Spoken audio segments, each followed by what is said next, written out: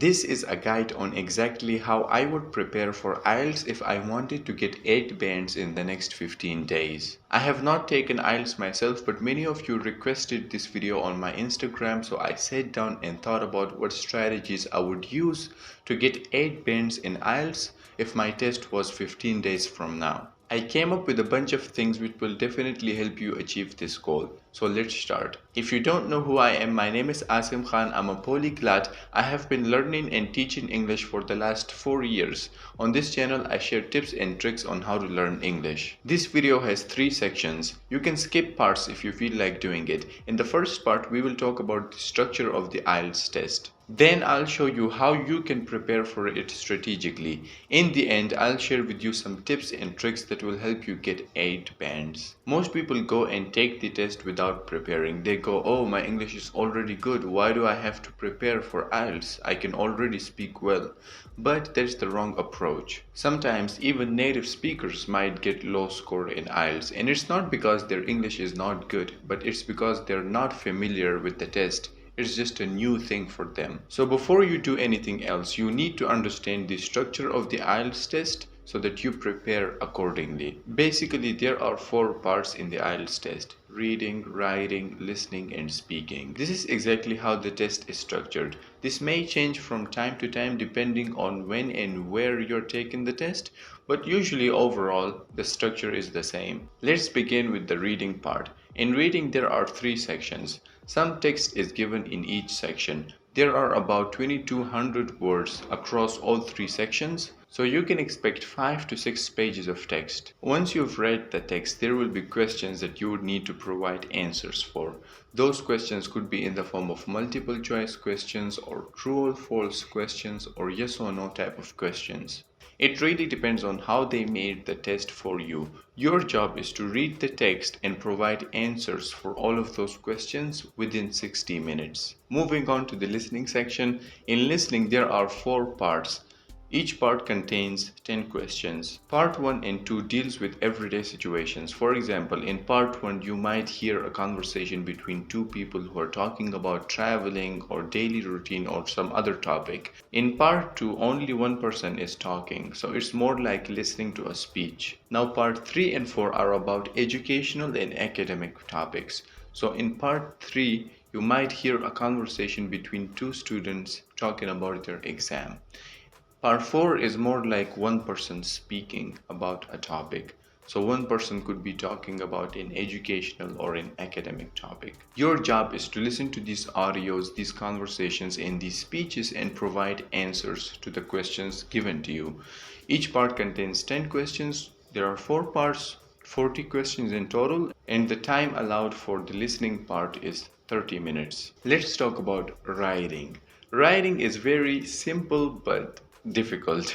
In writing, there are only 2 tasks that you need to complete. In task 1, you have to describe a visual information in your own words. That visual information could be an object, it could be a diagram or a chart or a picture. So they could ask you to describe like a cup or a table.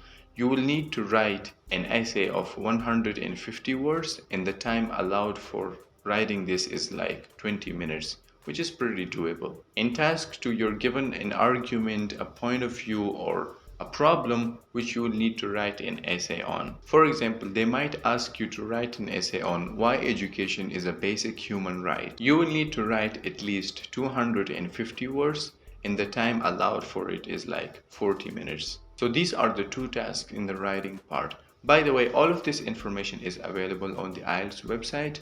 I'll link it down below if you want to check it out for yourself. Now, the speaking part is a little bit difficult for most students, and that's where most of English learners get low grades.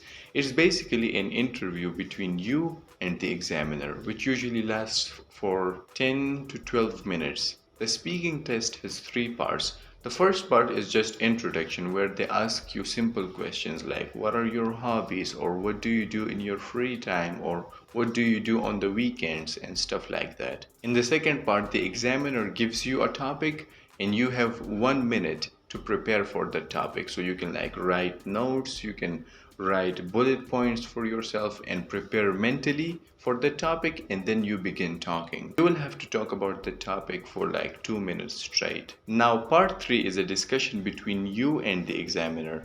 The difference between part 2 and part 3 is that in part 2, only you talk. The examiner just sits and listens to you. But in part 3, the examiner also participates. Like they give you arguments, they ask you questions and stuff. This discussion lasts for about 4 to 5 minutes. That's basically the entire structure of the IELTS test. Keep in mind that they might change it a little bit here and there, but if you prepare according to this structure, you will do well. Now let's talk about how you can prepare strategically for IELTS. When it comes to IELTS, there are 4 assessment criteria. These are 4 things that the examiner considers when deciding what score to give you. If you master these, I 100% guarantee that you will get 8 plus bands in the IELTS test. The 4 things are your fluency, your vocabulary, your grammar accuracy, and your pronunciation. When you're preparing for the test, make sure you have these 4 assessment criteria in mind. These are 4 very huge topics. I cannot possibly talk about all of them in this one single video. I have made separate videos on each of these topics, which I will link down below in the description. You can watch those videos after you finish watching this one. But for now, keep in mind that these 4 things matter a lot. Start preparing from today. Start practicing from today. In the next 15 days, you cannot go from 0 to fluent. Of course not, but you can definitely improve a lot if you follow the right methods. Next time when you practice, focus on your fluency and coherence. Make sure you don't get stuck all the time. Improve your vocabulary. Learn new expressions and new phrases. Focus on making your speaking and your writing as grammatically accurate as possible. Make sure you make less mistakes or no mistakes at all. And don't forget to pronounce words correctly, because that matters a lot in the speaking part. This might seem a lot of work. You might feel like you're overwhelmed.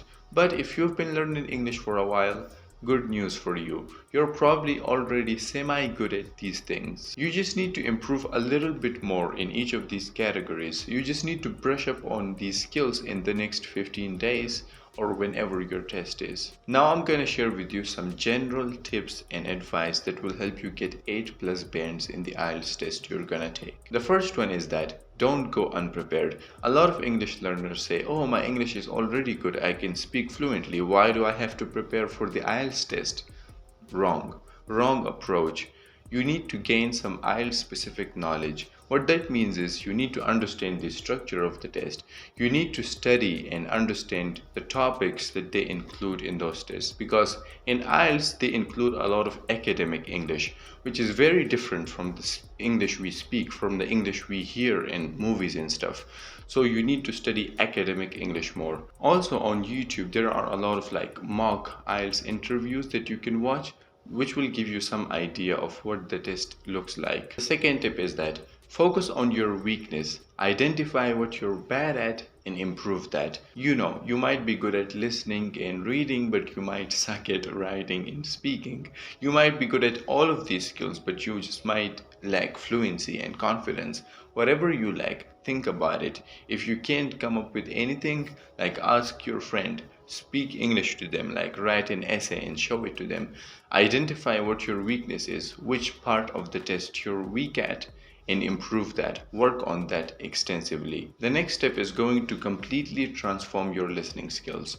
Have you ever felt this? Like maybe when you're watching a movie or a YouTube video, you feel like the native speaker you're listening to is speaking so fast, like they connect words, they use connected speech, and you just can't follow with what they're saying. It's not that native speakers are speaking too fast, they're just speaking at their normal pace, which means that when you're taking the listening test in IELTS, you will hear native speakers at that speed as well, and you're not gonna understand anything. I don't want to be negative here, but you need to improve your listening skills a lot, and the way you do that is by practicing speed listening.